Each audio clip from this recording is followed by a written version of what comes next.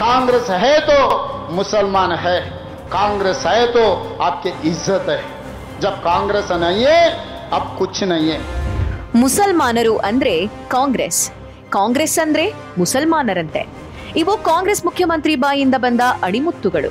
ಕಾಂಗ್ರೆಸ್ನ ತುಷ್ಟೀಕರಣದ ಮನಸ್ಸು ಎಷ್ಟೊಂದು ಕೊಳೆತು ಹೋಗಿದೆ ಅಂದ್ರೆ ಇಂದು ಅವರ ಬಾಯಲ್ಲಿ ಸಂಪೂರ್ಣ ಕೋಮವಾದಿ ಮಾತುಗಳು ಹೊರಬರ್ತಿವೆ. ಕಾಂಗ್ರೆಸ್ಗೆ ಈ ದೇಶದ ಇತರ ಕೋಟ್ಯಾಂತರ ಪ್ರಜೆಗಳು ಬೇಕಿಲ್ವೇ? ಮುಸಲ್ಮಾನರಷ್ಟೇ ಸಾಕೆ.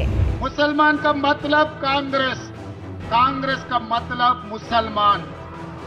आज कांग्रेस की ताकत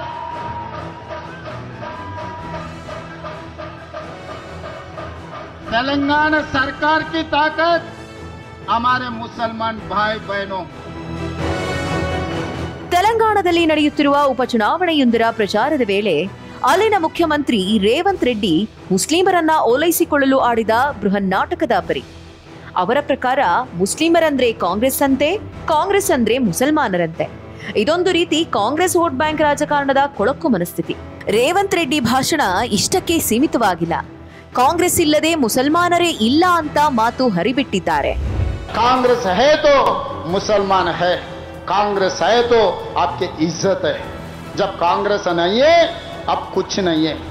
ಅಂದಹಾಗೆ ಕಾಂಗ್ರೆಸ್ ಆಡಳಿತದಲ್ಲಿ ದೇಶದಾದ್ಯಂತ ಅತಿ ಹೆಚ್ಚು ಕೋಮುಗಲಭೆಗಳು, ಅಶಾಂತಿ ಸೃಷ್ಟಿಯಾಗಿದೆ. ಕಾಂಗ್ರೆಸ್ನ ನೀತಿಯೇ ಒಡೆದು ಆಳುವುದು, ವೋಟ್ ಬ್ಯಾಂಕ್ ರಾಜಕಾರಣ ಮಾಡುವುದು. ಕೇವಲ ಮುಸ್ಲಿಂ ಮತಗಳ ಬಗ್ಗೆ ಮಾತ್ರ ಮಾತಾಡುವ ರೇವಂತ್ ರೆಡ್ಡಿ ಅವರಿಗೆ ಈ ದೇಶದ ಬಹುಸಂಖ್ಯಾತ ಹಿಂದೂಗಳ ಮತಗಳು ಬೇಕಿಲ್ವಾ? ಇವರು ಚುನಾವಣೆಗಾಗಿ ರೇವಂತ್ ಉದ್ದೀನ್ ಆಗಲು ಹೊರಟಿದ್ದಾರೆಯೇ?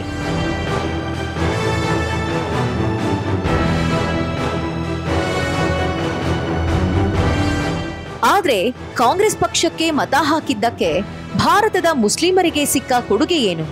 ಉತ್ತರಕ್ಕಾಗಿ ನಾವು ಎಲ್ಲಿಯೂ ಹೋಗಬೇಕಾಗಿಲ್ಲ. ಯುಪಿಎ ಸರ್ಕಾರವೇ ತಯಾರಿಸಿದ ಸಾಚಾರ್ ಸಮಿತಿ ವರದಿಯೇ ಇದಕ್ಕೆ ಸಾಕ್ಷಿ.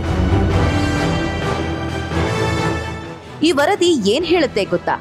ನಿಮ್ಮ ದಶಕಗಳ ಆಡಳಿತದಲ್ಲಿ ಮುಸ್ಲಿಮರಲ್ಲಿ ಬಡತನ ಪ್ರಮಾಣ ಎಸ್ಸಿ ಎಸ್ಟಿ ವರ್ಗದ ಸಮೀಪದಲ್ಲಿದೆ. ಸರ್ಕಾರಿ ಉದ್ಯೋಗಗಳಲ್ಲಿ ಅವರ ಪ್ರಾತಿನಿಧ್ಯ ಕೇವಲ 6% ಆಸುಪಾಸಿನಲ್ಲಿದೆ. ಉನ್ನತ ಶಿಕ್ಷಣದಲ್ಲಿ ಅಸಮಾನತೆ ತಾಂಡವವಾಡುತ್ತಿದೆ.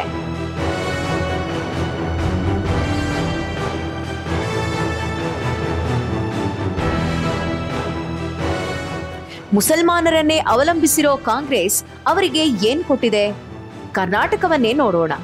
ಇಲ್ಲಿ ನಡೆದಿರೋದು ಕೂಡ ಅದೇ ತುಷ್ಟೀಕರಣದ ರಾಜಕಾರಣ. ಲಕ್ಷಾಂತರ ಕೋಟಿ ರೂಪಾಯಿಗಳ ಅಭಿವೃದ್ಧಿ ಬಜೆಟ್ ಇದ್ರೂ ಕಾಂಗ್ರೆಸ್ ನೀಡಿದ್ದು ಶಾದಿ ಭಾಗ್ಯಕ್ಕೆ 50,000 ಮತ್ತು ಮೆಕ್ಕಾ ಯಾತ್ರೆಗೆ ನೆರವು ಮಾತ್ರ. ಅಂದ್ರೆ ಆ ಸಮುದಾಯಕ್ಕೆ ಏನೂ ಕೊಡದೆ ಅವರನ್ನ ಬಡವರನ್ನಾಗಿಯೇ ಇರಿಸಿರುವ ಕಾಂಗ್ರೆಸ್ ಚುನಾವಣೆ ಬಂದಾಗ ಮಾತ್ರ ಅವರ ತುಷ್ಟೀಕರಣಕ್ಕೆ ಹೊರಡುತ್ತೆ. ಈಗ ಆಗ್ತಿರೋದು ಅದೇ.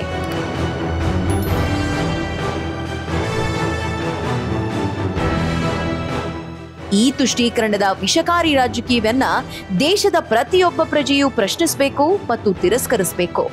ಕೇವಲ ಮತಕ್ಕಾಗಿ ದೇಶವನ್ನ ಒಡೆಯುವ ಈ ರಾಜಕಾರಣಕ್ಕೆ ಬ್ರೇಕ್ ಬೀಳಲೇಬೇಕು. ದೇಶದ ಜನರು, ಅದರಲ್ಲೂ ಮುಖ್ಯವಾಗಿ ಮುಸ್ಲಿಮರು ಅರ್ಥ ಮಾಡಿಕೊಳ್ಬೇಕು.